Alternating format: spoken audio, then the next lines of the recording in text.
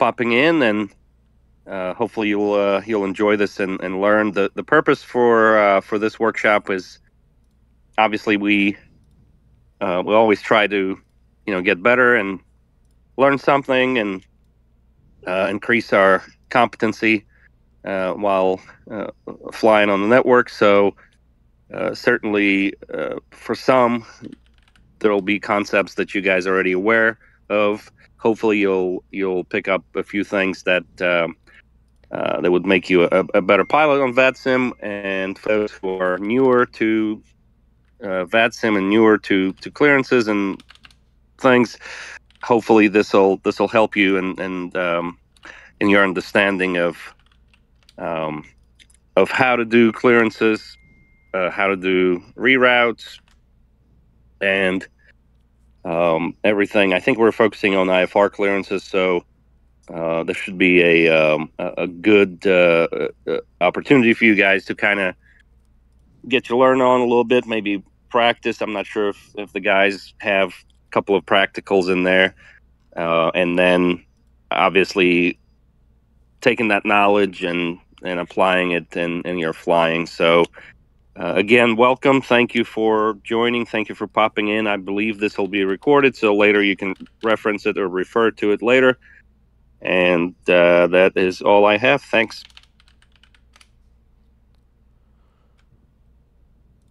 Awesome. Yeah, so we can get started. Let me just introduce myself to a lot of new people in here. My name's Tyler. I'm FAA rated instructor, instrument instructor as well. Working in pilot club for a couple months now, and just helping out with the flight training and the P ratings and all that. Also a VATSIM controller as an S2 in Memphis area, so like tower, ground, delivery, all that. And yeah, a while ago, Elliot reached out and Serge reached out to do this clearance workshop to make sure everybody knows, going over IFR clearances. It's all about craft pretty much, but the big one is rerouting in air as well. So we'll go over kind of what craft is, what a clearance limit actually means, and kind of apply it in the real world situations. Hopefully we can get some, like he was saying, some practical stuff in there. But otherwise, it's not too difficult stuff to get your head around, but it is nice to clarify on to make sure that we're all on the same understanding. I'm going to go ahead and share my screen, so give me 1 second to get that set up.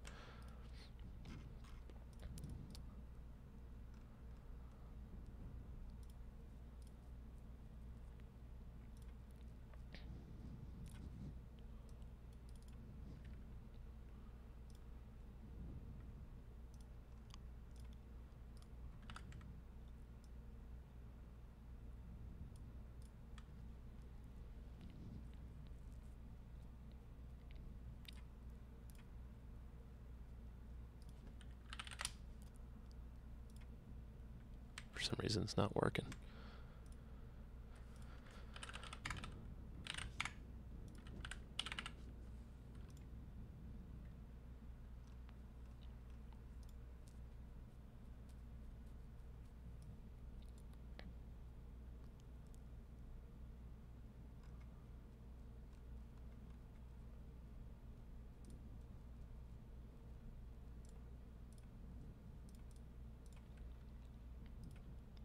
There we go. Let me go, if you guys have any issues seeing that, I'll give you a couple seconds to be able to join that live stream my screen here.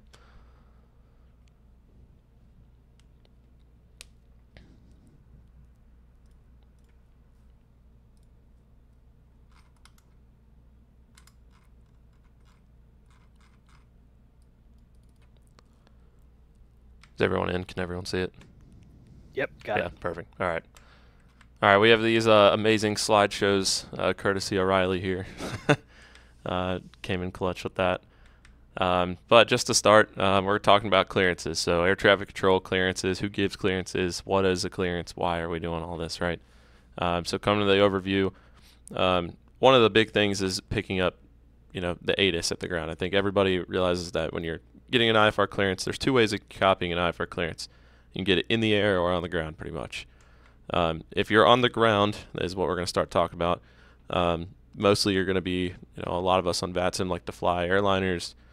Even in a GA aircraft, the first thing is the ATIS.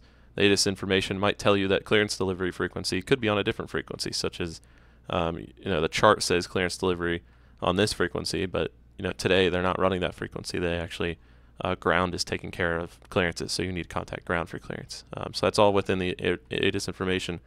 It'll tell you what runways to expect, which way they're landing and taking off, which way they're departing, and any other pertinent information such as NOTAMs or anything. Clearance delivery is obviously just that. It's a clearance delivery frequency. We find it on some of these charts. If I can pull an airport chart up here. This is the Nashville airport chart. If we look up top here, we have Nashville clearance frequency up here, 126.05. So this is the frequency we want to go ahead and contact there for our clearance. If you're on VATSIM, though, make sure that you're checking the vPilot client to see who's on above you. To see, because if clearance isn't on, most of the time they aren't, then it's going to be either ground or tower, which you'd find on that respective frequencies there, or even departure or center. So we have west-east departure. Sometimes you might have multiple tower frequencies, so that's why it's always good to check on the vPilot client if you're on VATSIM there, to check what you're doing there. So once we get our clearance, let's talk more about kind of how to pick that clearance up. So we get our ATIS information. It'll tell us clearance delivery frequencies, all this stuff, right? You'll get a code that might say information India, information Oscar, whatever. The next thing is you're going to come and make sure you have a flight plan filed. So how do we file a flight plan? Great tool is SimBrief. So the flight plan that we're going to be looking at today, probably be up to Charlotte, Miami, using a 737, at least for the first section here, on this route here, right? This route goes to air traffic control. So let's kind of talk about what happens in between that. Once you file a flight plan on VATSIM, it goes into their strips area or into the database. The ATC can pull that up and look at it. And there's a couple of things that they look for when they're looking at it. One is correct aircraft type, equipment suffix, that equipment suffix to make sure that you're properly equipped for that route of flight. If you're not slant Lima, you can't do RVSM, stuff like that, right? If you're not slant Golf, you don't even have a GPS. How are you going to fly? They need to know that. So that's what the equipment suffix will tell you. You can look that up on the FAA website. There's a bunch of information on what types of equipment suffix are. But for the most part on VATSIM, if you're GA, you're going to be using a slant Golf, and if you're airliner, you're probably going to be slant Lima. But it can specify, and you should check it out to make sure. With ATC, each area is divided into different ARTCCs or RTECs. They're big open areas like the center controllers on VATSIM. So you have all the centers across the United States, and that shows mainland, but also Hawaii and Alaska do have the same type of service. You have approach controls, which are divided sometimes into different areas. Now, as a pilot, we can't really see these, but ATC knows what area they're responsible for, right? And then, so approach control has all their stuff and all their different levels and all this. This is a very complicated kind of showing of that. All we care about is on the chart during IFR operations. They'll kind of tell us what frequency we need to be talking to, right? So never miss a call for the frequency change and all that. But we need to be aware that there's probably multiple controllers doing the same thing, such as an arrival or departure.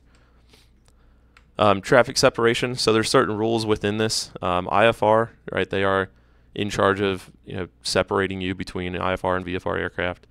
It is your responsibility at the end of the day, if you can see outside, to look outside and avoid, but ATC will do their best to separate you.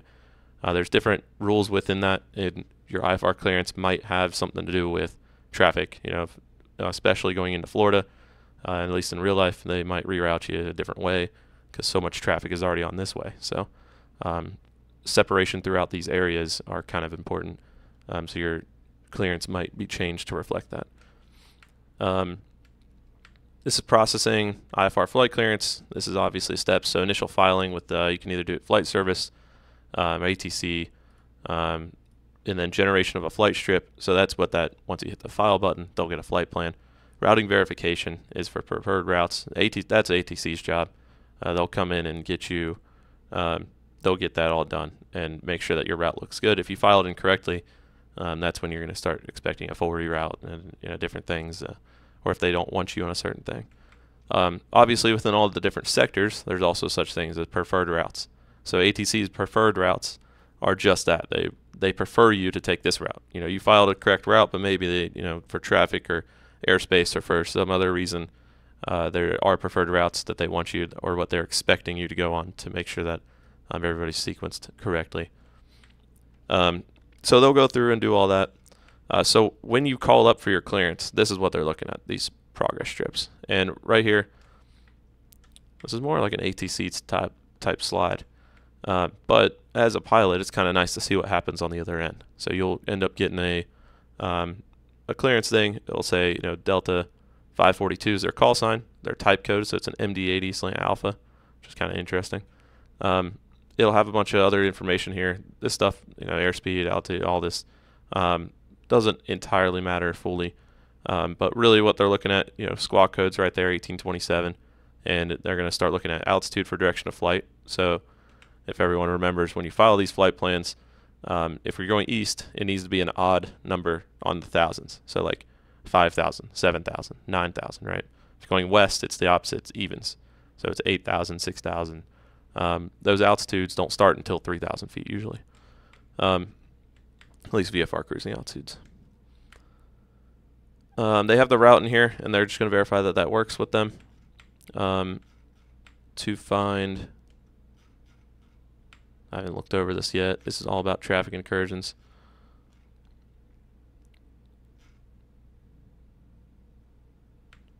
Oh, there we go. Okay, here it is, where it kind of breaks it all down. It'll tell you everything VFR, IFR. This is kind of filing a flight plan. There are fuel requirements as well being on this, and ATC could ask you for that. It doesn't show up on their end. But with the preferred routes, to find those preferred routes, SimBrief is a great tool to do that. It'll kind of file it for you when you generate the flight plan, so you can see it generated departures for us as well as airways and other things that we need to follow during that. Other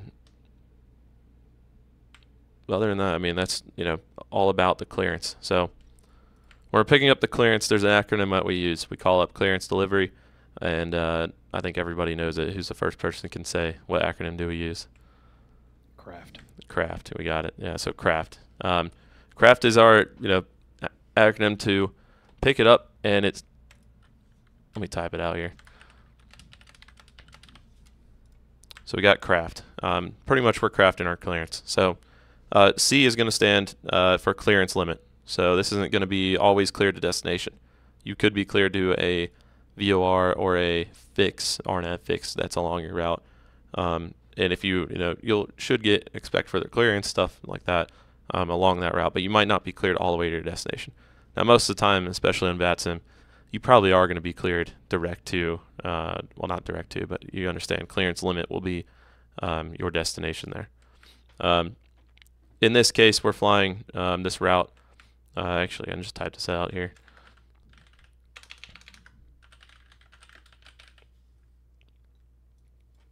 This is going to be our clearance limit. Who can tell me what R is? Route. Awesome, nice job. Yeah, we got our route. And this is going to include what type of information? It's going to include our departure, our transition, and maybe any other route. As we filed this route above, but what we're looking at is they might confirm that we're on the Icon 5 departure with the NUCS transition, right? And then that's how we hook onto our route. And I'll go in more depth in that in a minute. What's A? Altitude. Awesome, altitude. This is initial altitude as well as could be your cruise altitude. Amend your cruise altitude for higher or lower, right? What's F stand for? Departure frequency. Awesome, departure frequency, and that's the big one that we want to look at. Not tower frequency, not ground. It's going to be departure frequency. The reason they do that, one, we need to know which departure frequency, right? Because there could be multiple controllers working different departures, either east or west, right? But the big one is, trying to change that departure frequency. You're first taking off, getting the gear, getting the flaps, getting on your route. Making sure that you're flying up positive rate, you got engines good. So departure frequencies take some of that pilot workload off as well. You got that in standby, you can just switch it on over. And you already know. And tower, all they have to say is switch to departure. They don't have to give you a frequency. All right, who can tell me what T is? Transponder. All right, transponder. So this is going to be our squawk code. We're going to put this into our transponder, which is the actual instrument there. The requirements to fly IFR is you need a transponder, right? Certain areas that has to be mode Charlie or altitude reporting, but that transponder is how ATC identifies us individually between all the other aircraft in the IFR system. Cool. All right, so when we're looking at this this departure here, as a real pilot sitting on the ground, we're flying from Charlotte to Miami today. And if we're flying Charlotte to Miami, the first thing that Charlotte, we call up Charlotte delivery, and we say Charlotte delivery, I don't know, American 2256 with information such and such, IFR to Miami, please. All right, they're going to come back and say, you are cleared, and that's to the Miami airport. So that's our first thing. That's our, clearance limit. Maybe they say you're not cleared to, we're cleared to Jevid. That's our clearance limit. So after that, we actually can't keep continuing unless we get more clearance by then, right? That rarely happens, but every once in a while it could.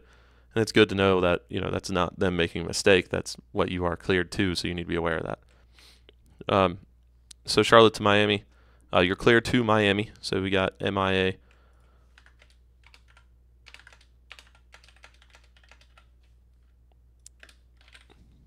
And I'd say the biggest thing when you're typing these out is shorthand. So learning shorthand, know how to write it. It doesn't matter. There's no specific way when I say shorthand. It's not, correct answers. It's all however you can remember it because they say it quickly. I'm sure you guys know. They do say it quickly, and it's not a bad thing if you miss something. And in real life, I do a lot of instruction in real life on this. When people mess up and they're hearing the clearance, let's say in the next thing they said the icon 5, they just get stuck on that. As soon as they don't realize something, they get stuck and they don't listen to the rest of the clearance. If you didn't hear something, skip it. Put a little dash there to make sure that or squiggly line or something to make sure you don't, you didn't hear it. So I squiggle, and then I continue with the clearance and put in everything that I can hear. I don't just stop because a lot of times they'll say something the student doesn't realize because they don't understand, and then they say the rest of the clearance and they didn't hear anything. So now they got to repeat the entire thing. So the more you can get during it, the better. Nobody's perfect. The controllers don't say the clearance is right sometimes. The pilots don't read it back, can't listen to it because the controller's talking too fast, stuff like that. Yeah, our clearance limit here is in Miami. Our route here, they might just say as filed, right? So as filed, I kind of write that down as AF. AF, right? Just as filed. Most of the time, even though you filed your departure, they're going to confirm that that's the departure that you need to fly. The reason they do that is literally just that, just to confirm. They could just say as filed, though, and you fly as you filed, so you'd still fly the same route. But in this case, let's say they didn't say as filed. They just said, you're cleared to Miami via the Icons 5 departure. So, right, Icon 5. And you don't have to write Icons 5 if you don't want. You just put whatever. You can put I5 to memory, right? But we have our Icon 5 departure. And then the waypoint right after that departure, right? So, Nooks. That's where we're getting off the departure at. That's where our departure ends. All right, now if this didn't say anything after this, and it said something else that's not on our departure chart, it's probably because it ends at icon. And I'll kind of show you the departure chart here in a minute. So let's say icon 5 departure, Nooks transition. So we got our Nooks transition here. And notice I don't spell it all out, right? Just shorthand, getting it done, getting it fast. So we got, and then they're going to say maybe as filed. All right, and then after that, right, they're just going to come back and say, climb. Maintain 5,000 on departure. Okay, so let's put in a 5. Right? Why did it go down to like 10? All right, so we got 5, and then they're going to say, expect your cruise altitude. So they're going to give you a cruise altitude, and let's say we filed. What did it say on SimBrief? Looks like SimBrief said 38,000 feet. Right? So let's say they come back and say expect flight level 360. 10 minutes after departure. Well, they just changed our cruise altitude. Sometimes I would confirm with them. Expect is that my final, and they just tell you yes or no. That's not a bad idea to confirm. because maybe they just read it wrong. Maybe they read the 8 as a 6 on accident, you know. So just confirming what you're expecting compared to what's changing. Otherwise, that you might hear, maintain 5,000, expect 360 as your final in 10 minutes after departure. And the reason, let's talk about that 10 minutes. So obviously I just do like a -10 or a little 10 right below it or something. That 10 minutes, if you take off and you lose comms, you're supposed to maintain 5,000 feet until about 10 minutes after departure. You can climb to your cleared altitude, so whatever your cruise altitude is, right? And if you lose comms on a departure, maybe you're in a mountainous area, right? So you lost comms. Okay, well, after 10 minutes, I can climb up. As you climb up, you might reestablish comms. So that's a lost comm procedure, is that last kind of 10-minute, 5-minute, sometimes like out of Phoenix is like 3 minutes. It's just different compared on the procedures that they have going on. Frequency is going to be a departure frequency. I don't know, just make one up. 135, and there's supposed to be a decimal in there. 0.85, right? And I just put, sometimes I just put 3585, right? Just for shorthand. Transponder code, obviously this one's important. So we're just going to put in 4256. So altogether, right, you'd hear American, whatever the heck I said, 2256, you're clear to Miami on the Icon's 5 departure, Nooks transition that is filed. Maintain 5,000, expect flight level 360 as your final, 10 minutes, 10 minutes after departure. Departure frequency is 135.85, squawk 4256. So altogether, this kind of comes in, and I'm writing it down as fast as I can because it does go quick sometimes. And if you need them to slow down, a great way to get the VATSIM controllers to slow down is just ask them. Call them up, call clearance up. Hey, Charlotte Clearance, American 2256, bit of a new pilot if you can go slow on the clearance, but I'm requesting clearance to Miami. And they're more than likely happy to help. Yeah, that's a pet peeve of mine when they're not happy to help. But most of the time, especially when there's no event going on, they will sit with you and work with you on getting that done. Now, when you read back this clearance, you need to read it back pretty much as they said. They need to make sure that you understand everything. If nothing changes from what you were expecting, sometimes, and what's only required in the FAA, is to read back your squawk code. If you didn't want to read back the whole thing, you could just read back your squawk code. Now, not a lot of VATSIM controllers know that, so they might say, full readback is required. It's technically not. You should read it back to confirm, that you are on the same page as them. But sometimes nothing happened and they're busy. You might even hear them tell you, read back with squawk code only. So then, you say 4256, and then they said read back correct. All they care about is that squawk code. Unless they change stuff, if it's a full reroute amendment, you need to read back what got amended. So they amended our altitude. So if I did read this back, I could see, expect flight level 360 as my final, 10 minutes after departure, squawk 4256. And that's a full read back. That's correct, because nothing got changed. Any questions over this? Anybody have any questions so far? Hey, you mind if I add something real quick? Yeah. Hey, if you guys ever forget your initial altitude and you're out of a major airport, just look at the SID that you're flying. Correct. And that's actually what I was going to look at next. Nice job. So let's look at that route. So if this is Navigraph, obviously not everyone has this. You can use SkyVector for free charts, stuff like that. But if I pull up this Icon 5 departure out of Charlotte here, here's the departure charts. So let's look at our departure. We got to assign this departure. We're supposed to comply with this. When I'm looking at this, the first thing I always check when I come onto a departure chart is first that I'm on the correct chart. This is the 10-3 golf page, right? If you wanted to share that with someone, I'm on 10-3. This is the Icon 5 RNAV departure. Okay, awesome. We're on the correct one. The first thing I'm looking at, there's a speed restriction in here as well. So for Charlotte Douglas International, accelerate at 250 knots. If you're unable to, advise ATC. Upon reaching 10,000, accelerate and maintain 280 knots. If you're unable to do that, advise ATC, right? All their airports, doesn't apply to us because we're coming out of Charlotte. But if you're at another airport that this serves, such as our flight school, which is EQI, upon reaching 10,000, accelerate and maintain 280 if unable, advise. So there's no 250 below. Then I look at the notes. So can we even fly this departure, right? So one, radar's required. Well, what does that mean? Do we have radar on our aircraft? I don't think so. So ATC, their radar has to be operational. They have to be able to see you. There's areas and times where an ATC radar could be in service or shut down, so the radar's not operational. And at that point, you're flying other departures and stuff, or that doesn't happen a lot.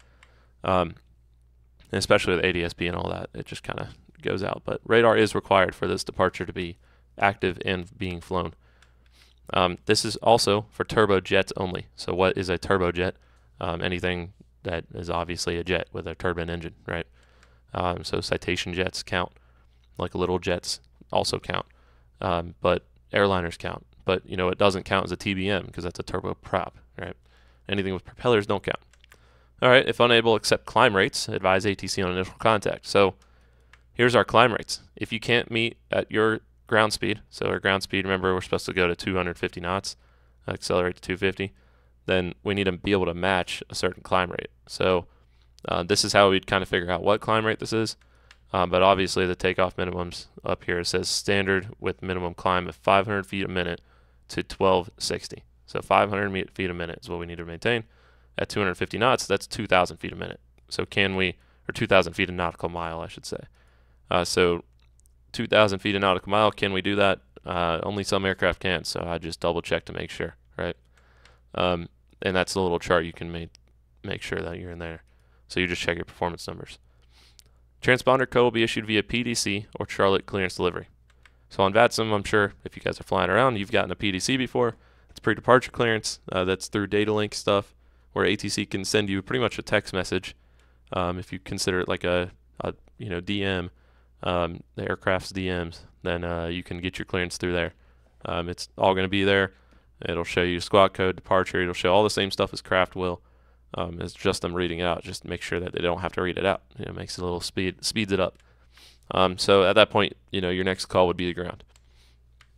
If clearance delivery was on and they still give you a PDC, unless you have a question, you shouldn't really talk to PDC. You don't have to, to clearance. You don't have to talk to them. Yeah, they'll send it to you 20 or 30 minutes early too. Yeah. Oh yeah, that's the other thing. When you file, if you guys are doing some real world flying, they prefer 30 minutes or earlier for IFR flights. And it stays in the system, I think it's 2 hours, right? Yeah, it's 2 hours. Yeah, so real world flying, guys, if you're doing it, try to do it at least 30 minutes before. I know I've done it a little bit earlier or a little bit later than that, but they prefer if it's 30 minutes or earlier. All right, so Charlotte Douglas International only. See additional requirements on the additional. I'm blanking on that acronym. Anybody know? Attention all users page. That's what it is. Attention all users page. So there's another page in here. We can find it here in a minute. That says attention all users. Just all aircraft, pretty much attention on that. But this also serves these different airports, and it's going to show you the different airports that it serves. So if we read the notes and we look over it, and we can accept all of this, especially that speed restriction. We verified that this RNAV SID is what we can fly. Verified our takeoff minimums. Then we can brief the departure. All right. So when I'm briefing this departure, I'm still up here at the top. I like to make sure whatever departure frequency I got assigned during my clearance, that it's either correct or for the different runways I'm going. It's what if you were expecting runway 36 right for departure, right? You call ground and he goes, okay, you're switched to 36 left. Well, he's supposed to change the departure frequency on you as well, if that's an active thing. But it might be something to confirm with him. Hey, should I change my departure frequency to 20.5 instead of 24.0? That's where you'd find that information up there, because you want to have that ready for when you take off, right? Airport elevation, it says C graphic. So if you're putting in, especially on like 737, I like to put in my landing altitude from where I'm taking off, just in case I need to come back around and land. That's one less thing I have to worry about. So we'd look at the airport graphic. Obviously, the graphic's right here. Charlotte North, Charlotte Douglas International, North Carolina, is KCLT. It's MSL, mean sea level of 748 feet. So I could put 750 into my landing altitude. I think the A320 just does it automatically. So. Will they always clear you to your airport, your final airport, or can they maybe talk about short range clearances? Yeah, that's what I was saying. They might clear you, especially. Are you talking about like VFR on top? Are you talking about are you just talking about the clearance limits? Oh yeah, I went over it, but yeah, I went over it. Not too in depth. We can go more back into it later if you want. Yeah, so when I'm looking at this departure, obviously now I'm looking down at the airport, right? Our initial climb here is very important. What do we do when we take off? Well, that's what our departure is going to tell us. So let's say we got 36 right for departure. You just find your runway in here for your airport. Make sure it's the correct airport. Runway 36 right. Okay, climb on heading 003 to 1260. Immediately, I'm putting 003 in the heading select just to make sure to 1260 feet. Then after that, then on heading 025 or as assigned by ATC, right? Your top altitude's 8,000. So if they said climb via SID, 8,000 goes in my altitude box, and I'm not going above it, right? That's the highest altitude I can go unless cleared otherwise, or I lost comms and my expected altitude after 10 minutes or 5 minutes, whatever it is, then I can climb up to whatever I was cleared to, and the highest you're cleared to. For your routing, it says climb on, then on heading 025 or assigned by ATC, then on radar vectors to Gilfin, which is this area over here, then on track 188 to Icons, then then on Nooks transition, maintain 8,000, expect filed clear to altitude within 10 minutes after departure, right? That's all in there in the routing. This stuff, the rest of it doesn't matter because it's for different airports, right? Now, obviously, we have our departure here. So our initial climb, it should show if we're taking off 36 right, our 025 heading, right? It says 1260, don't climb until 1260. It's pointing to like right there. I actually have a draw point. It's pointing to like right here.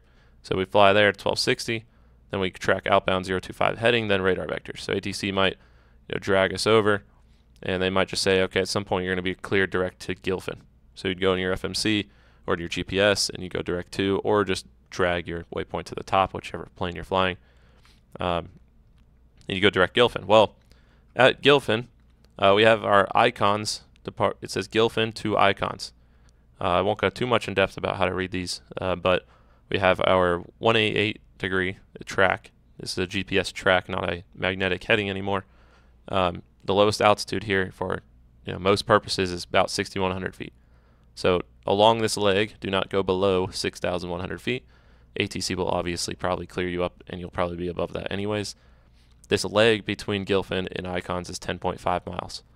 Once you hit Icons, that's when the departure ends, okay? And it changes into this dashed line. The dashed line is a transition line. So you might see multiple transition lines after Icons. So at Icons, you could end the departure and go wherever you wanted. But we filed the Nooks transition. So we are going to still fly on this transition line all the way out until Nooks. And at this line, it's about 38.4 miles long. 13.7 is probably the lowest altitude you should go. And then on along to Nooks. Any questions over departure or anything there? You already know the departure. In your clearance, it tells you how to get out of the area and onto your route. So after Nooks, we'd come back to our route. We'd say, okay, then we're to Werfel, Q83, to Jevid, right? It's all in there. Especially if I come out here and look at it. There's Icons, right? Nooks, and then on to Werfel. And we're just using the different airways all the way down. One thing since we're talking about it, is the arrival. And Miami has a big arrival. It's just very long. And it's the same thing. We brief them just like departure routes, the same as we brief an arrival. So the only difference is, you're landing instead of taking off, obviously. Our ATIS is probably the first thing you should pick up. You should try to get the weather information. Maybe this isn't the arrival that you want to do. Maybe this is a eastbound only arrival, and they're landing west. Well, all of a sudden it changed, so you need to expect either a change in arrival from the approach controllers or center controllers, or you need to ask about it because it says landing east, use runway 12 transition, landing west, use 26 right transition, expect runway assignment for Miami approach. So that's kind of in the notes. So the first thing obviously we look at is kind of the notes box. So let's say we picked up the ATIS, we verified that this is a correct arrival, and altitude set, it is in inches. All the Jeppesen charts will tell you this for international flying, but this is standard out of the United States. This is an RNAV1, arrival, DME, IRU, or GPS is required. That's aircraft equipment that needs to be required on the plane. It says or GPS, so even if you don't have this RNAV equipment, you can fly it based off GPS. We got a radar required. ATC's radar needs to be working. The jet aircraft only, excluding the little jets. So no citation jets on this arrival. If you are that citation jet, you should file the Tarpon RNAV star. Okay. Well, we're landing east.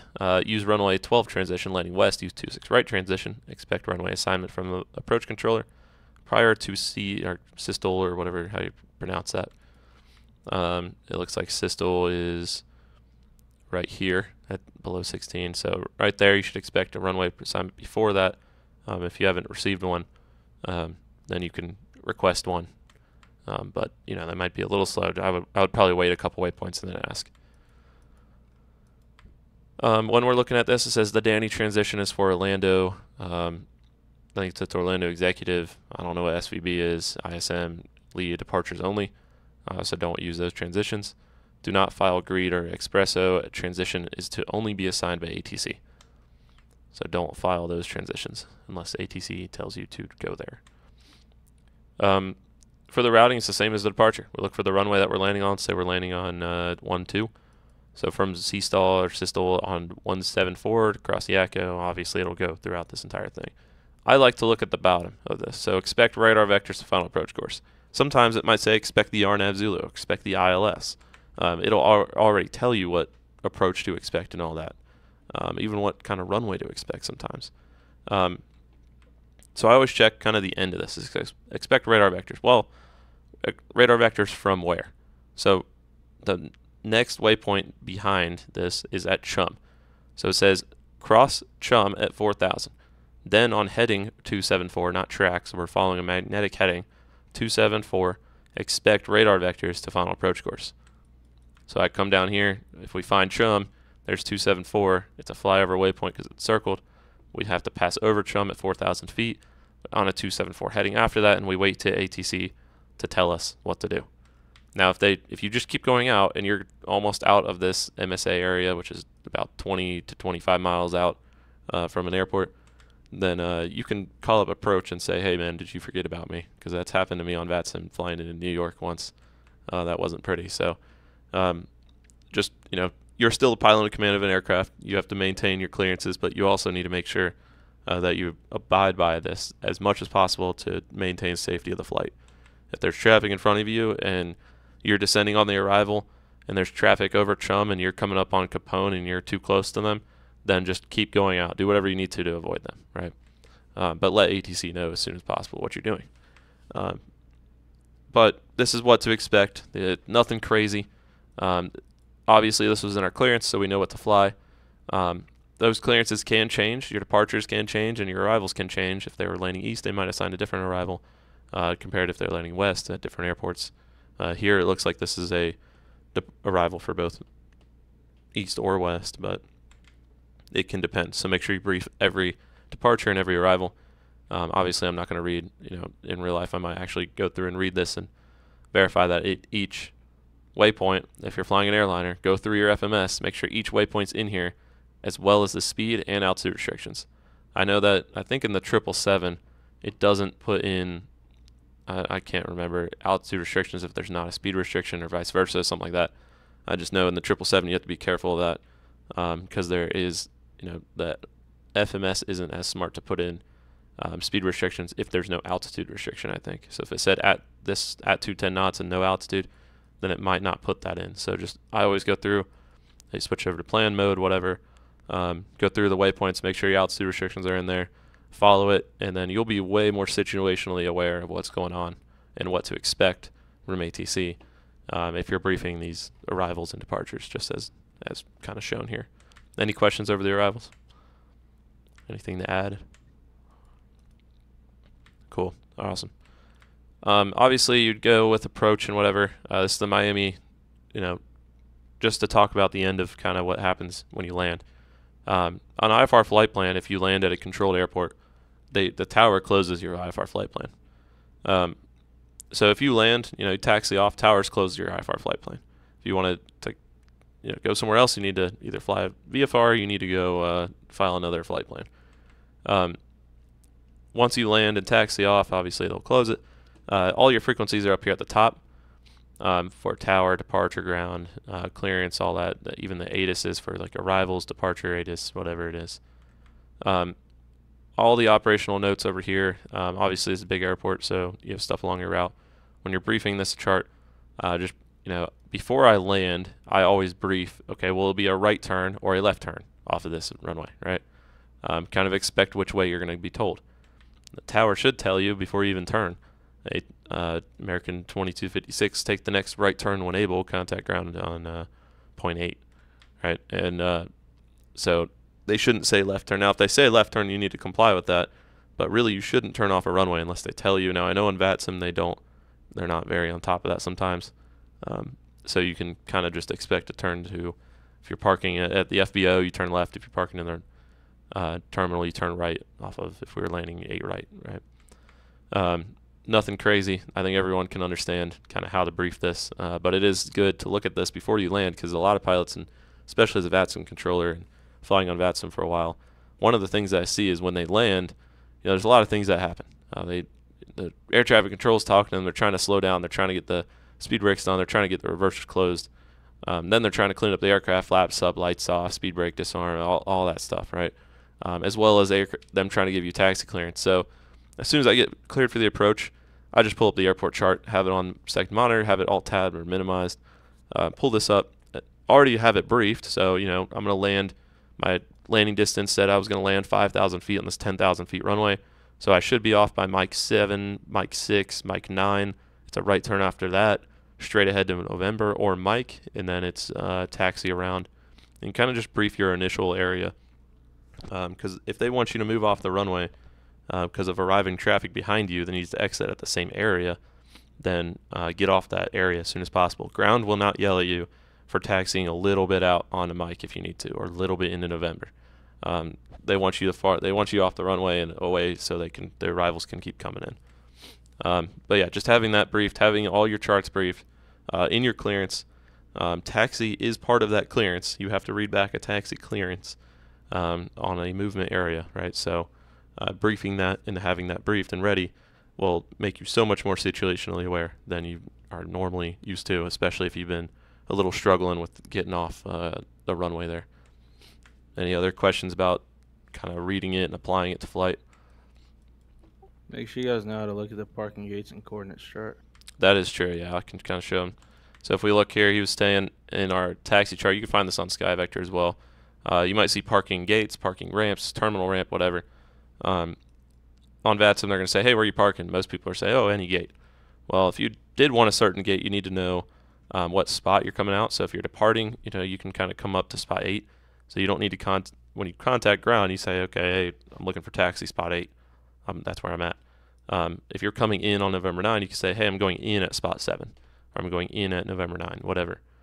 And it'll kind of show you the taxi lanes throughout. So I know in Denver, when you push back from the gate, they say push to the green line or something like that. And then you're like, well, where the heck is the green line? Look at the ramp. Look at that gate chart, because that's going to tell you what's happening on the ramp, the different gates to go to. Especially if you fly in Europe, they assign you gates. So have this up and briefed and kind of where you're going per airline, stuff like that. Any other questions, anything? The only thing I'll say is when it comes to those parking bays, VATSIM doesn't really do the best job of enforcing them. Like if you go to Charlotte, you'll find it's a pure crap show in Charlotte when it comes to their parking gates, because it actually has orange lines and inner lines and blue lines over there. And it makes it a little bit tricky. They don't really enforce it.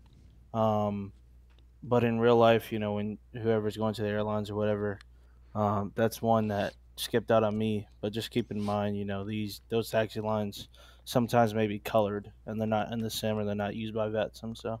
Yep, that's very true. And all that would be found over in the notes. So for orange line, call from spot 26 Sierra or 26 South to call spot 27 East or 27 Echo. Max wingspan for that spot is 118 feet. So you have to make sure you comply with all that. I didn't even realize that Charlotte had all that, but I know that Denver had something like that. Sometimes it even shows on the chart, but checking the notes. And then those notes are denoted by this. So if you see on your taxi line that you have a 6 here, find where number 6 and say, okay, you need to call at spot 28 November between concourse D and E. Alley is max wingspan 94 feet. And you always got to watch out for ERJ pilots. They taxi crazy.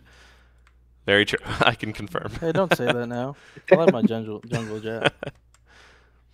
Yeah. I mean, they think it's like a fighter jet, right? It is. Yep. Okay. I don't have anything else on that section. It's kind of just, applying it to your flight, understanding kind of what the clearance was given, kind of how it normally will look. So let's change it up a bit. When we're talking about clearances, sometimes you're going to be going, and let's say you're on this route and you come in and, ATC all of a sudden, let me kind of give you a different one.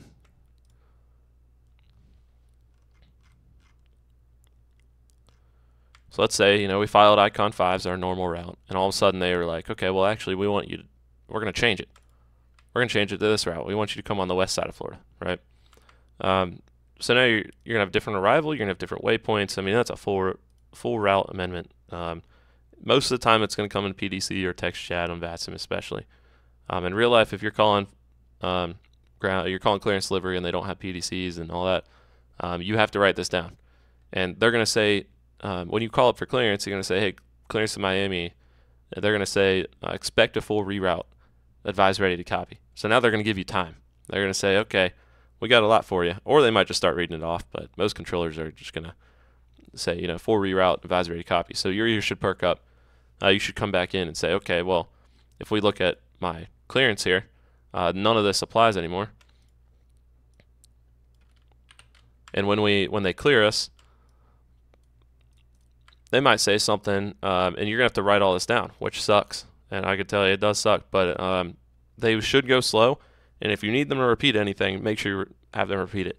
But they might say you're clear at the BV6 departure with the Gendo transition, and then they're going to spell Gendo. They use phonetic alphabet to spell all the waypoints.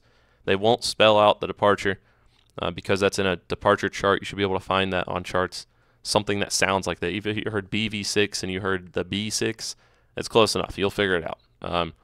But going into Gendo, they're going to spell it Juliet Echo November Delta Oscar. So if we have the BV6, I might just say the B6. So we had the B6 departure.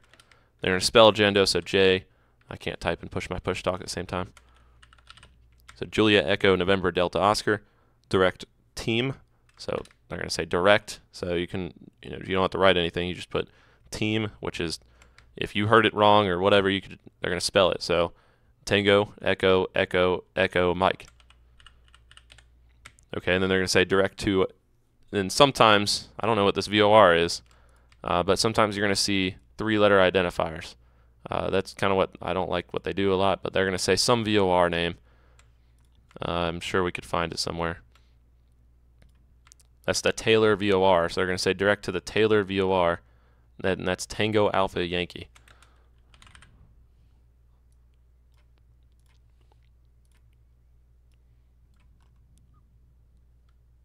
After they do that, it's direct to Bromo with the frogs for arrival, and the Bromo's Bravo, Romeo, Oscar, Mike, Oscar.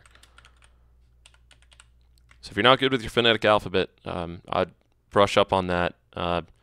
When they say it, it is, I know when I first started flight training, they'd spell it out, and I'd be like, Bravo, Romeo, Oscar, that's a lot of words, right? But just listen to that first letter. So Bravo or Romeo, it's R, B, R, O. That's a good way to figure it out. Or just listen to the actual word itself, convert it to the letter. I mean, it's not rocket science for the phonetic alphabet, but it is something that you have to have a trained ear for over time. At least you'll get it. And then they're going to say the frogs for arrival. Obviously, they're not going to spell out the frogs for arrival. Now, because it's in a list of charts that you can look up and find that. Even in a lot of FMSs, you hit the departure arrival page, hit arrival, at least in 7.3, then you can go in and load in the arrival there. When you read this back, then they're going to go in and say, okay, maintain 5,000 at departure, expect this, flight level 38010, 10 minutes after departure, departure frequency, and squawk code. All that stuff is going to stay the same. It is a full reroute clearance, so you need to fully read it back. So this is a you'd say, and remember, B6 doesn't mean B6. It means BV6. So we have to look that up. So I'd say, okay, cleared to Miami on the BV6 departure, gender transition, direct team, direct Tango Alpha Yankee or Taylor VOR, whichever you say, direct Bromo, Frogs 4 arrival, and then the rest of your clearance. And does that make sense for everyone with reroutes and stuff and changing that? They won't say a lot of words. They're just going to say direct to, or they might say radar vectors Gendo. If they say radar vectors, I always put an RV. So at radar vectors, there's no departure. So they could say some have RNAV departures, some have radar vector departures. Sometimes they're just going to tell you expect radar vectors. But if we looked at Nashville or something, they might say you're clear on the Nashville 7 departure. Pretty much anything that's the name of the airport with a number is going to be a radar vector departure. But it's something that we need to check. So if we looked up Nashville,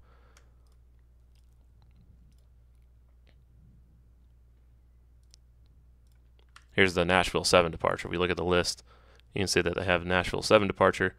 Notice in the list it also says RNAV departure on all these. So imagine you couldn't fly this RNAV departure.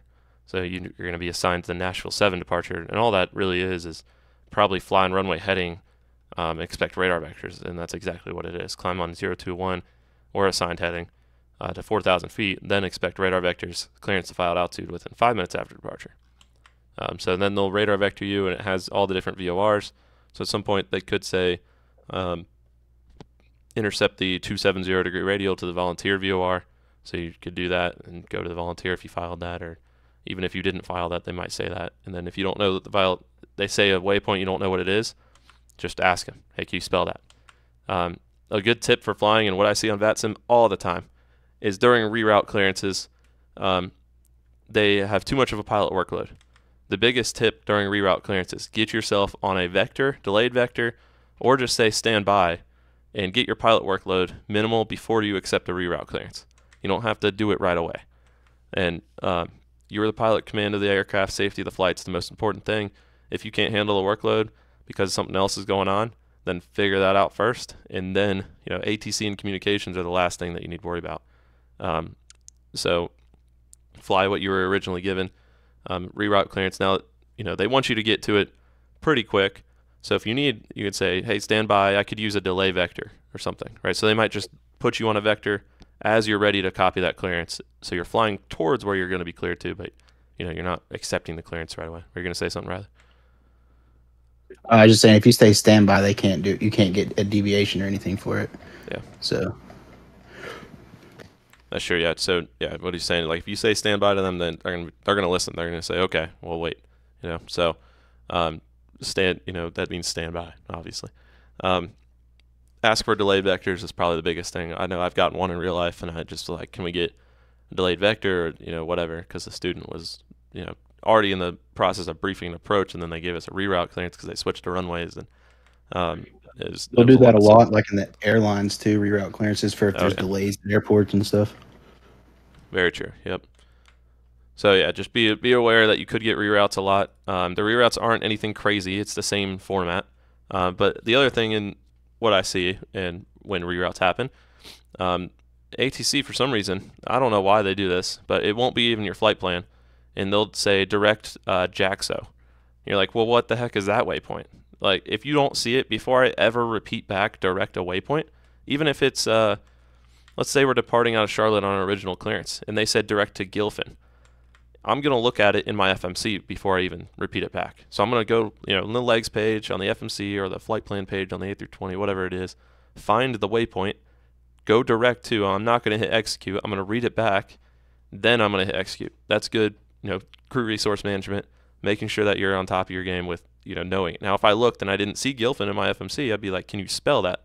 All right, and then I just type it in, put it at the top, and hit direct to, if it looks good and everything, obviously.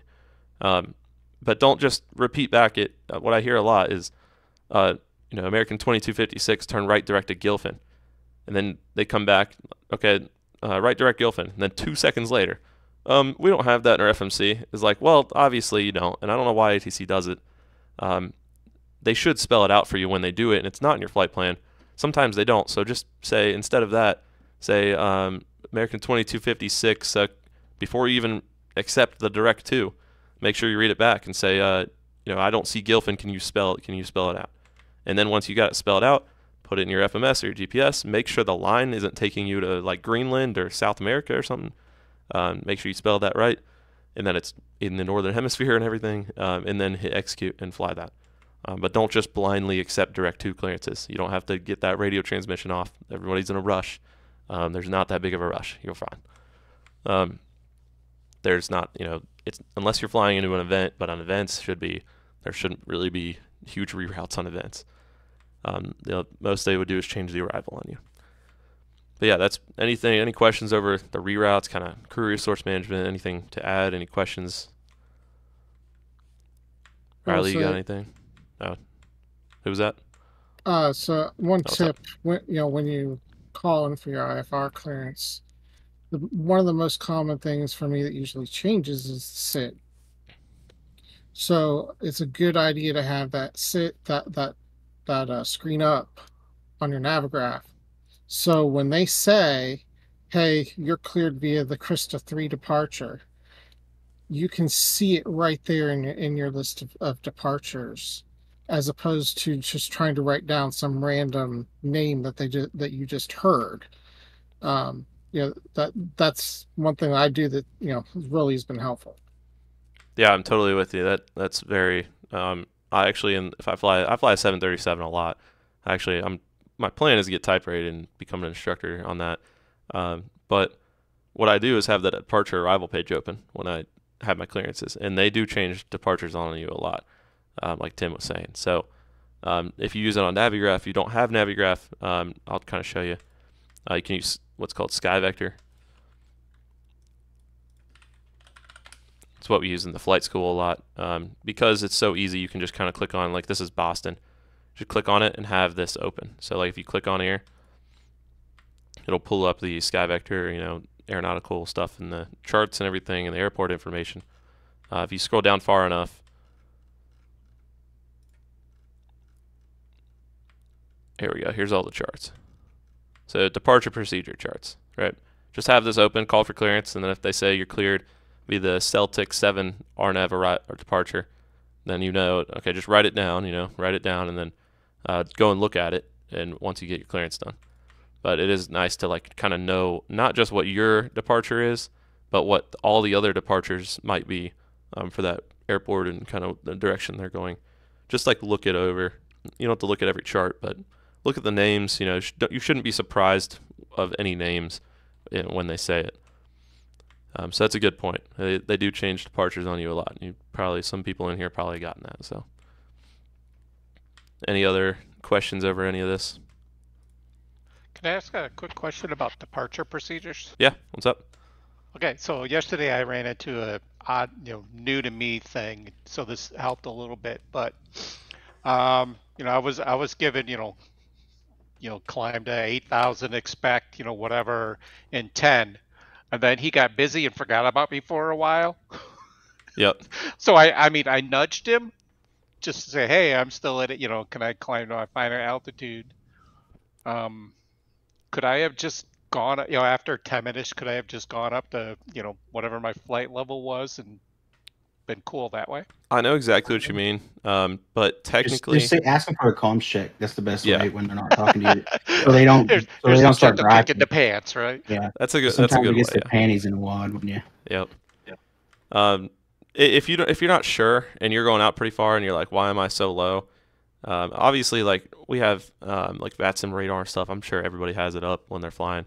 If you notice that nobody's around you and you're not climbing, he probably forgot about you. That happened to me going out Seattle once. I was going Seattle, Portland, and he kept me at 8,000.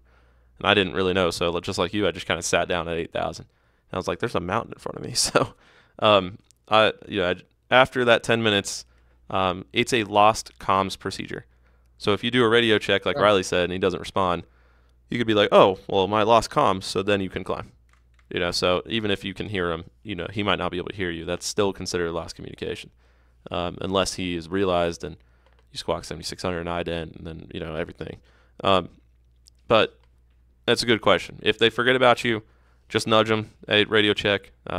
they'll kind of look at you on the radar screen and be like, why is he calling me? Be like, oh shoot, I forgot about him. That's a good way to nudge them. You could just ask, hey, request hire, and don't just be like, did you forget about me? A lot of controllers do. For some reason, they get a little, Yeah, that's why I said, can I climb? Can exactly, I continue my climb, kind of thing, just as a, like I say, gentle nudge in the pants, right? Yeah, I would. And it happens a lot, especially VATSIM controllers, right? They're not real life. They're not FAA certified, and VATSIM does a very good job on making sure that they're very good on their training. And I'm trying to do my S3 right now, and it's pretty difficult. But it does happen where they forget about you during busy times. They might think you're on a different frequency or whatever. And it was I was in Atlanta yesterday. It was pretty busy, so I figured he forgot. Yeah, and that does happen. So you're the pilot in command. Make sure you're paying attention. I know a lot of times I'm like on a downwind to intercept an approach course, and they're taking me out really far, and I'm just like, can I get the turn or what? Like, so I mean, I'll ask them, hey man, can I get the turn early? And, sometimes they give it to me, sometimes they don't. It just depends. So don't be afraid to ask ATC. They're there to help you. That's the whole point of air traffic control, is the service, be your service, and especially on VATSIM, since it's a service, a video game, they want people to fly on the network. If you know what you're doing and you're not, you're paying attention, they should be able to help you out, because it is a service and they should be happy to provide it for you. So, but yeah. Any other questions? Anything? That was a good one. I don't know. Do you have anything else to add, Riley, about clearances, and you want to talk about the shortened clearances? I think you covered it. Yeah, I think you got you fly IFR probably longer than I have. Why do they give shortened clearances? Saying there could be delays at other airports and stuff. Yeah. Mostly weather. And then do you know what do you do when you get there to your end of your clearance and they haven't given you more clearance? What do you do? Tell them you're canceling IFR. I'm joking. Yeah. What was the question? Say it again. Let's say they cleared you on this route that I'm looking at on my screen. They cleared you to the Taylor VOR. So in your clearance limit is Taylor. What would you do when you get there? So you get to Taylor and you don't have any more clearance. How do you get more clearance? That's a good question. Everyone, that's a very good question. I trip airline people up on that all the time. It's pretty self-explanatory. It's pretty easy. Well, it's usually going to end. You just, sorry, I pushed the talk was on. Oh, no, yeah, you're good. Is that a kick in the pants kind of thing like we just did? Yeah, pretty much. Yeah, so if you get to Taylor VOR here and you still haven't received any clearance, you shouldn't have gotten to Taylor VOR without more clearance. Yeah, because you're expecting further clearance. And it's usually going to be a hold. Yeah, exactly. So, yeah, let's say that, you got no expect further clearance. They just cleared you direct to Taylor. You showed up there. Just you could probably go into a hold there, but they're probably going to tell you to hold there. So, and on that short clearance, you will have the other frequency to pick up the other clearance. They'll give it to you in the short clearance. Yeah. So they would say, instead of in your craft, if we were doing a short clearance, this would change.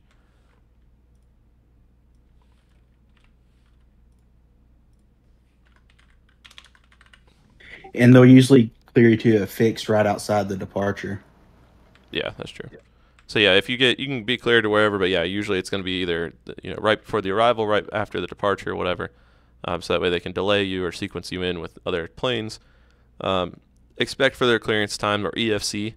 They're going to give you a time, and then they might say a frequency. So they might say you're cleared to the Taylor VOR on this route. Radar vectors agenda, direct team, direct Taylor VOR, and then and then expect further clearance. 10 minutes after departure, 10 minutes after arriving at Taylor, whatever it is, and then your further clearance will be on frequency whatever. So that would be something else I can add into the frequency. So it might give you departure frequency, it might give you an expected further clearance to frequency as well. It is a weird thing. They're just like, it doesn't happen all the time, because what happens is you got to have enough fuel for it too. So if you don't get cleared to your destination, expect delays and holdings and stuff. So if you don't take extra fuel, then you're going to be in a world of trouble when you get low fuel alerts on your plane. So that at that point, though, you could just declare emergency fuel and do whatever you want. Correct. But also, any emergency on VATSIM, they have the right to ask you to disconnect. and if you don't, they could get a supervisor to disconnect you for them. That is correct. So yeah, emergencies don't have to be honored on VATSIM. The way, and I'll just show you guys in SimBrief really fast. If you're flying into an event and you're creating your flight plan in SimBrief, always take more fuel. And Yes. the IFR minimum reserve is 45 minutes. Now, is 45 minutes enough time? Really, I don't know. Right? You have an alternate. So what SimBrief does is it says, okay, I'm gonna give you enough fuel to get to your destination, and then I'm gonna give you enough fuel to say you went to your destination and you had to go around, and now I'm going to I think it's Palm Beach or PBI, whatever the heck that is. I don't know why it does it so far away, but it's going to give you enough fuel to go up to, I would probably file Orlando. Yeah, that's crazy. So let's say, Palm Beach is not that far away, but no, I mean, it's all the way up Florida. I don't know. no, but it's right there, West Palm Beach. Oh, my bad. Okay. I was thinking of something else. I was thinking up back in South Carolina. Yeah, so West Palm Beach is right there. So it's telling you you're going to have enough fuel to get to Miami, then enough fuel to get to Palm Beach. Then what? So then you have to have 45. FAA says you have to have 45 minutes of reserve fuel on board. Now, as a real life pilot, and as most people would probably 45 minutes is that a long time or not? Like if you wanted to go somewhere else, you probably couldn't. If you wanted to do holdings, it goes quick.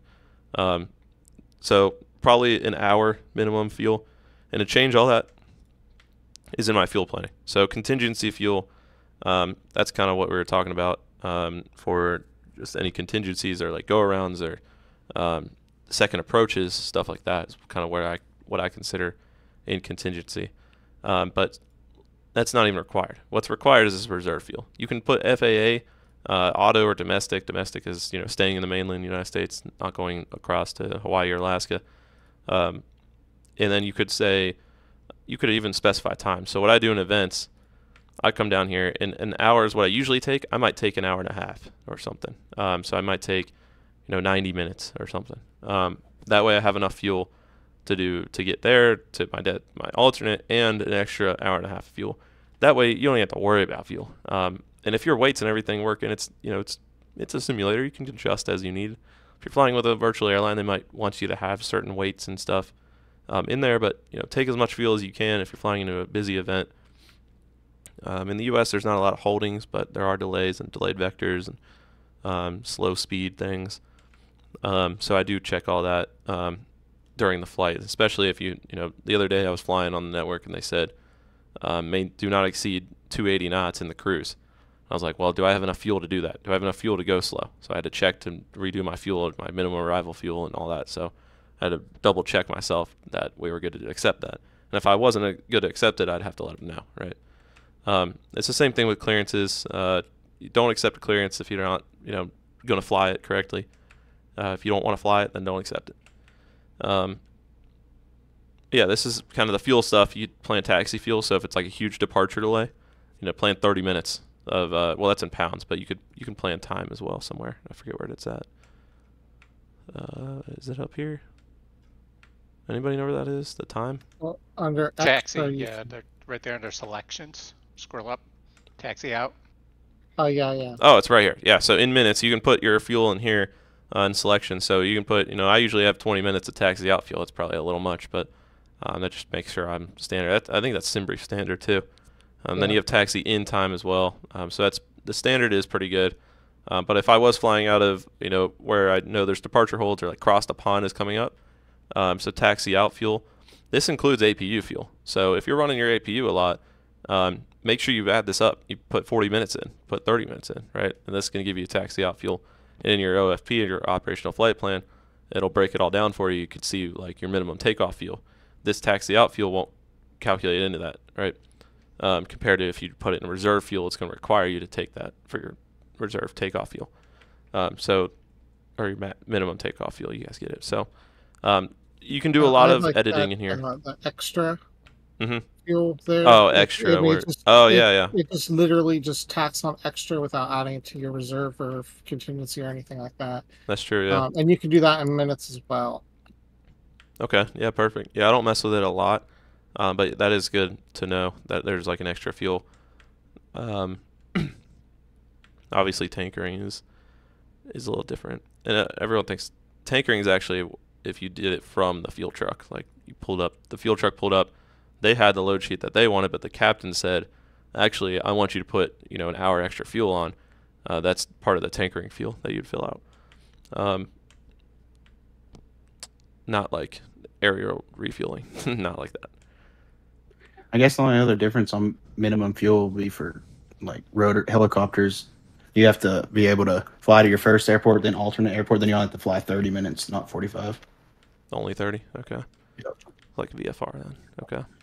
Then I think the weather, the ceilings have to be 1,000 feet above at the alternate airport, and at least 400 feet at another ultimate airport with 2 static miles of visibility. Okay, yeah. So it's just stupid to fly IFR in helicopters anyways. Yeah, Riley here, if you guys don't know, he's a ex-Apache pilot and a certified instructor in helicopters. So he's, big helicopter guy. And I get all my helicopter information from him now. So, yeah, so the pretty much clearances, fuel editing. Hopefully you guys feel a little more comfortable with everything that kind of went on. My plan is to kind of make a video of myself flying and working with an RTEC. I'll get with an approach controller and have him, give me a reroute and fly it in the simulator and kind of make a little video of it. We can post that in a YouTube channel under workshops, stuff like that. This session was recorded today as well, so nothing too crazy on this. Hopefully everybody understands a little bit more about IFR clearances and kind of what to do, how to pick it up. Obviously it takes practice on that, practicing. We have a lot of people in here, so the practical session, I don't really know how to do that with so many people and practicing everybody, and I'm sure some people are just here to listen and observe and learn on their own. But it does just take practice doing the voice clearance. There's a tool, some people might know it, at least I've heard it around in the flight school. There's like an app you can get on your phone. I think it costs like a couple bucks, and you can say your stuff into the phone and it will you can call up for clearance and it'll give you a clearance, and you can practice reading it back or practice reading back taxi clearances or other stuff like that, right? Watching videos is good too. Watching videos is great. Live ATC. There you go. Yeah, if live you could ATC. if you could find a clearance delivery. Yeah. Yeah, you can practice writing it down as they go. I was going to say it's pretty difficult to find some nowadays because they all do PDCs, but... For student pilots, well, it's not super relevant, but I know on Live ATC, Daytona Beach has one. Okay. Like an actual, voice clearance? Actual voice clearance. Gotcha. Otherwise, I think there was one out here in the mountains. I'd have to look for it again. Okay. Yeah, there probably is, like Aspen or something. Yeah. It might have been Centennial.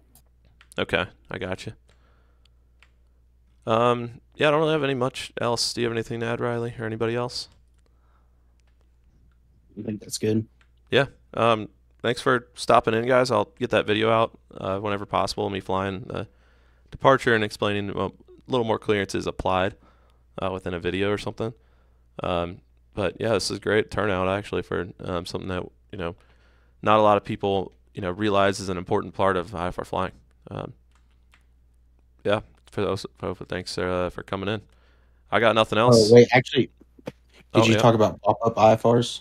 Clearances? Oh, I did not. Yeah, so if you're pop-up IFR, we can just go over real quick. Pop-up IFR. Let's say you depart VFR, and VFR obviously you're staying visual. You're not going in the clouds. You're staying away from the clouds. Different airspaces have different requirements. You are VFR, and you're realizing that there's an overcast layer. Let's say you're on top. You fly over the clouds, and all of a sudden you can't go down. You need a pop-up IFR clearance. So you need to contact ATC. Literally just ask those exact words. Nashville approach, can I get a pop-up IFR clearance, or Miami Center pop-up IFR request. You need to maintain VFR until you get this clearance. Clearances in the air are a lot easier than clearances from when you're on the ground. Like, a lot easier. They're going to tell you to they don't need to give you a departure instruction because you already departed VFR. So they're going to say expect radar vectors to first file or something, or fly this heading, squawk this code. They'll ask you how much fuel and how many souls on board. Correct. Yeah. They're gonna standard clearance. You're cleared to this point. along this route, or just radar vectors to destination probably is what most of the time happens. And then they're going to ask you how many fuel you have and how many souls on board. And then type and color airplane. Yeah, type. Type aircraft. Yeah, for some reason the color for search and rescue. They're basically filling out the ICAO flight plan. Exactly. Yeah, they're filling out for you. That's why ATC prefers that you don't have to do pop-up IFR. They don't say you can't just take off all the time and get a pop-up IFR. You should always try to file. It's in that like off chance that you're out there VFR and you need to go IFR, then you can get a pop-up IFR clearance. Now, I tell my students in real life, right, you're a VFR only pilot. You're not instrument rated, so you can't do that. But if it's in a certain situation to where it's an emergency, if you have to, right, low fuel, you can't get below, whatever it is, it's not a bad idea to still ask for it. You don't have to be an IFR. You technically do have to be IFR rated, but in an emergency in the real life flying, asking for pop-up IFR, saying there's clouds below you, but also saying that you're not an IFR rated pilot. Yeah, don't do that. Yeah. So what they don't know is better. I guess. But if you're in an emergency and you need to get down below the clouds, you need some help doing it, get a pop-up IFR, even if you're a VFR only. It's a good tip, just a safety emergency thing. But otherwise, you should never ask for it. You should try to find any alternative to go out of that. And the only reason I would do something like that, especially if it's a thin layer of clouds, so like if it was maybe 1,000 feet thick or something like that, and you just descend through it really quick, but you need to make sure there's nothing below you. Yeah, I tell my PPL students kind of the same thing. It's also just basically just using the basic IFR skills just to get you back into VMC instead of trying to continue through IMC and increasing your risk. Yeah, exactly. And if you don't standard rate turn, start a timer. It's the best thing to do. Yep, and then instrument cross check. Yeah. So, yep. Pop-up IFR clearances are available, but don't, kind of last resort style, kind of not emergency, but you did your planning wrong and there's clouds, or just the weather forecast was wrong, and all of a sudden there's an overcast layer you can't get through. Pop-up IFR, get below it, cancel IFR. So it's the #1 killer of pilots. Correct. Yeah.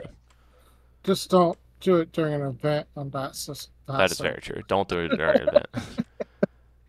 Don't depart VFR and then try to get IFR clearance. Yep. You talk about canceling. Actually, I didn't. So when you're on the approach into like a non-controlled airport, at some point they're going to say report cancellation of IFR on the ground, in the air, or on this frequency, or remote frequency on the ground. Or by phone number. Yeah. And that if you don't, sometimes they make sure that you have the phone number. If you don't have the phone number, don't be afraid to ask them. Say, hey, okay, what's the phone number? But don't ask them if you're like, if your pilot workload is crazy. So you can find it on the ground. You can look it up. You can even just call their tower, something like that. Yeah, but don't wait too long. They will send someone out to look for you. Correct, yeah. They'll call the FBO first, and then if they don't answer, then they'll send a whole search crew out. Yeah, so as soon as you get on the ground, don't if you have a long taxi in, or, sitting there waiting for ground crew to come out, just don't sit there for a while. Call them in the plane. Just stop, get off the taxiway. You could call them up while the plane is turned on. Do your after landing checklist, call the number, cancel your IFR, then taxi in. And if you're not like right at minimums when you break out, it's best just cancel in the air. Yep. Say runway in sight, cancel IFR. That's true. And yeah, and there's some like in real life recently, I was able to cancel it kind of last minute in the air. I wasn't 500 feet below the cloud, but I was in class Gulf airspace, and they have different cloud requirements, and that's why they do. And so you just clear clouds, 1 mile visibility. You can cancel IFR and try to get them last minute as soon as you can. And you just switch back to your approach frequency really fast. Just say your call sign, cancel IFR. So I'd say. And when they say you're cleared for the visual, that doesn't mean you're VFR now either. That's true. Yeah. So visual approaches, you're still IFR. That's good. Like approach clearances, we probably should have went over. The visual approach, you still have to. It's maintaining visual with the airport or the airplane in front of you that you're following. So it's whenever they clear you for the visual approach. If you lose sight of that, if you're going into a cloud or whatever, usually that cancels the visual approach clearance, and you need to go around and try again. But they shouldn't be running visuals if you're that bad of visibility. yeah, visual approaches, you're still technically in IFR. You're not VFR. But you need to maintain sight of something, so the airport or the plane in front of you. Any other questions or statements? Anything I missed?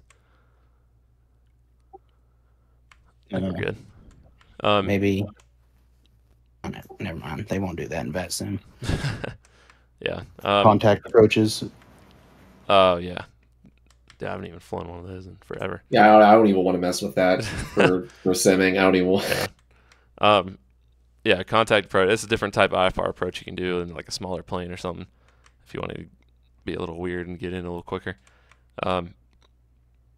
Yeah, anyways, this is kind of our first, I think it's our first workshop doing it. I know it's the first one as me as the training ops coordinator here. So we're going to do a couple more of these either once a month or every other month or something like that. Just about different topics maybe that people are more interested in, or things that we might be seeing on VATSIM that need to look at. So if you guys see anything and you want to have a topic that you want to talk about, feel free to post in pretty much at any channel or whatever channels we can afford to. I'm going to search for probably more info on where we should post that on. Yeah, I was gonna say we have an idea box channel, so you can drop your idea for future workshops there. We did have a few workshops that Mike did before. They're also available on our YouTube and on our website. And we're trying to beef up our library of workshops so that you guys can reference those. Obviously, for topics that are popular, something that maybe you're struggling with or want to learn about. So yeah, Idea Box channel is where you put those ideas. Awesome. Yeah. So make sure we can, if you guys, even if it's not something that you might need to practice on, but you see it on VATSIM and they're not paying attention or something, post it in the idea box and we'll have a little discussion about it. Maybe we can try to get as many people as, the more people that find out about these, the better that the flying will be on VATSIM. So, yeah, just look out for that. Post that in there. Again, appreciate you guys all coming in and listening to me babble on for an hour and a half about IFR clearances. So, did you talk about tower and route clearances? I did not. That's kind of more. I guess they do that, but SimBrief kind of does it for them. Smaller planes. Yeah. The tower and route clearances. The only other thing I had to add was I don't frequency. think you talked about like release time, hold for release, and clearance void time. That's true. Yeah. All that stuff. That's pretty important.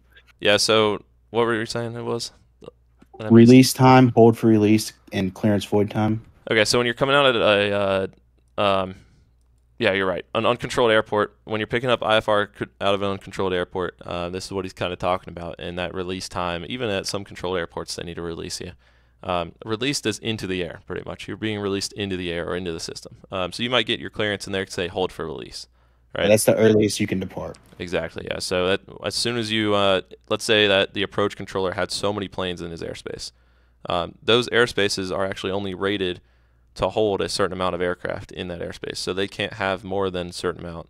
Let's say, I don't know, 20 aircraft in this little airspace, right?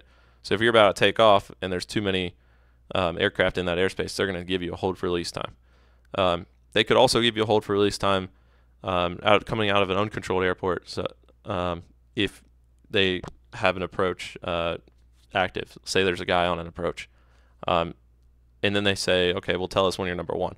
When ATC gives you an approach clearance into let's say they're cleared the ILS runway 29 into Butler County Airport, which is an uncontrolled airport. Switch to advisory is approved, and whatever, right? You go over, they're protecting that airspace. Nobody else can go into there. Nobody else can depart. Nobody else can do another approach until that aircraft has either canceled IFR. So they hold you. So if you called it for departure, but there's somebody on the ground or there's somebody on the approach, they might say hold for release, right? And then once that plane cancels IFR, they say, okay, you released. But if you're not off within 5 minutes, we need to hear back from you. We're only going to protect this airspace for 5 minutes. And if you're not off within 5, you're not allowed to get up. You need to state intentions back on the frequency, right? Yeah, they'll give you like the void time. Like they'll say, if not off by 0304 Zulu time, 0254 and 1/4 or whatever. Correct. They'll be like, clearance void. And then they'll be like, if not off by that time, contact these people. Yeah, so they're protecting the airspace for other planes or whatever. They might have a guy that's 10 minutes out, so you need to be off within 5 minutes. And if you're not, then they're going to clear that guy in because they're not protecting the airspace anymore. So don't take off if they're not protecting that airspace. And then you need to state intention. Just say, hey, it's not a big deal if you miss it. Just say, hey, you missed it because I had a little magneto failure, but we got it working now or something. I don't know what it could be, but so we're good to go, but we just need another clearance time. You know what I mean? So they're going to give you, okay, well, now you have to wait, but hold for release again.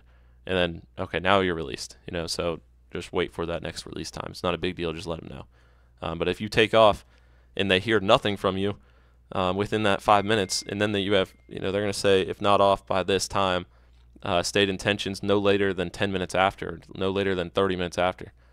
If you go past that no later than time, now they're going to start searching for you. So search and rescue, or calling the airport.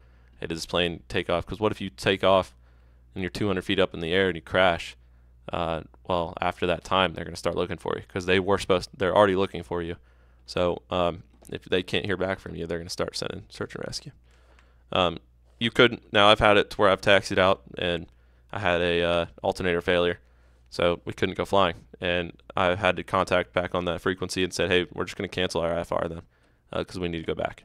So it's like, okay, IFR cancellation received, and that was it, but then they released the airspace again, so nothing crazy. But that's a good point to go over that because uncontrolled fields and everything, picking up IFR, it should tell you where, kind of on that. If we look at,